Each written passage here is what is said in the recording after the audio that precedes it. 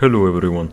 Today I decided to make a little video to the people who are interested in Killing Floor mod. So, if somebody has messaged me before, how did you get Killing Floor mod version 251? Because I have never seen this version before, and it's completely new. So, Killing Floor mod 251 is an unofficial release by the developer that includes the boss and a custom new title screen and a bunch of other fixes from Killing Floor mod 25. So it's just a little patch. So, just a little note here I also want to make is there's a lot of distinguishing from these files. So you can see here is 1.0, 2.0, 2.1, 2.5, all these different versions, right? So 2.1.1 and 2.5.2, they are both unofficial patches, not released by the developers themselves. This is a community patch, and this is by the Miasma community. So this is the only played version of Killing Floor nowadays. So what you want to do is to install these versions, just drag and drop inside Killing Floor, the Unreal Tournament 2004, which you need to buy off of either GOG Games or on Steam. So you can just get it, put these files in, and when you press on the launch Killing Floor, it will launch perfectly fine. Now I have actually modified the files here. So I added these 3 new files which allowed you to launch the game, a dedicated server, the map editor for that specific mod, and the game itself. Now just a little very special important note is that when you launch these games, they will not have the proper splash screen. So when you launch it, you will see Unreal Tournament 2004. So just let's wait a little bit for that to show up. And while we're waiting, I also want to say you can actually get the old splash screen properly fine. So as you can see, the game launches good, but showed Unreal Tournament 2004 splash screen. Now if you want to get the proper splash screen, here's what you have to do.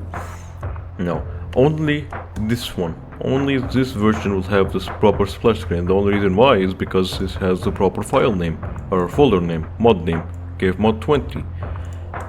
So here's how you get all of the proper splash screens, but little warning is that you will not have compatibility with the rest of the versions if you do this.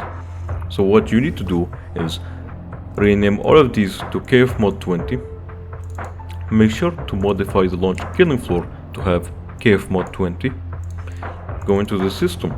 Make sure the INI file in KFMod user is called KFMod20. And in these, you also want to do a little check when you search for the core.system. You'll see on the bottom path files. This will tell the game where it gets its files from. So what you need to do is to change these to also KFMod20.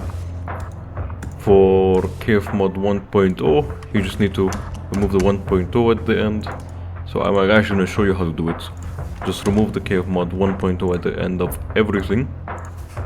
Which I'm not going to bother with these ones because I'm only going to launch the game anyway before I return the name back to 1.0, since the splash screen isn't that big of a difference. So let me just delete these 2 files. And I'm going to change this back to KFMod user. Now this time when you launch the game, it should be having the appropriate splash screen, which is going to be the Killing Floor splash screen. You'll see here in just a moment.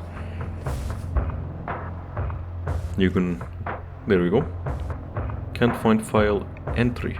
I think I messed up the, did I even change the, okay, my bad, I missed part of this. I forgot to change, oops, this is the one on the desktop, not the one here. Oh, holy shit. Give me a second here. So I forgot to do this, which should KFMod 10. So you should also change all of these to KFMod. As you can see, now it's all looking for the files in the KFMod directory. So now this time when you launch the game, it should be perfectly fine. So just give it a moment. Look, you can just look at this beautiful Ready or Not wallpaper I have because I'm very excited for this game. Proper splash screen, and the game works completely fine. So you can get all of this from here. I will post this link inside of the description if you'd like to download it. You'll get all of the versions available separately to launch. Of course, with the Unreal Tournament splash screen for these versions, unless if you want to rename them to 2.0 and change the KFMod 20 or whatever the file name to the appropriate one, so KFMod 25, 2.0. Make sure to change the passing so you can find the proper files and launch the game properly. That's all I have time for today. Hopefully you'll be able to understand and download and be able to play any of these versions of the mod that you like. I think that's about all I have to say. So, enjoy guys, enjoy.